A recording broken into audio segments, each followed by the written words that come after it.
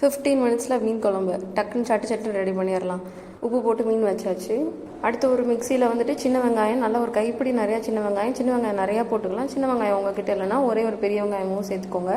அதுக்கப்புறம் தேங்காய், அரை மூடி தேங்காய் போட்டிருக்கேன். அப்புறம் 10லேருந்து 14 காஞ்ச மிளகாய். இது காரத்துக்கு ஏற்ற மாதிரி பண்ணிக்கலாம். இது மட்டும்தான் காரம், அதனால தான் நிறையா காஞ்ச மிளகாய் போட்டிருக்கேன். இதோட வந்துட்டு சீரகம் மட்டும் போட்டு நல்லா ஃபைன் பேஸ்ட்டாக அரைச்சிடலாம்.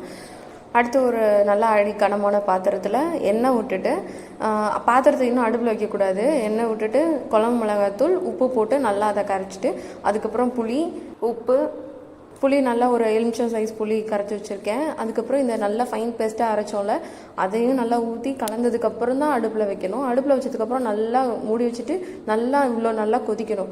கொதிச்சதுக்கப்புறம் நல்லா கொதிக்கும் போது வெயிட்டிங்கில் இருக்க மீனெல்லாம் தூக்கி ஒன்றா அப்படியே டக்குன்னு போட்டுறணும். டக்குன்னு போட்டு எல்லாம் நல்லா வெளியே வராத மாதிரி நல்லா முக்கி விட்டு நல்லா மூடி வச்சிடணும். மூடி வச்சுட்டு கரெக்டாக ஒரு 10 நிமிஷம் திறந்து பாருங்கள், எல்லாம் வந்திருக்கும், கரெக்டாக இருக்கும்.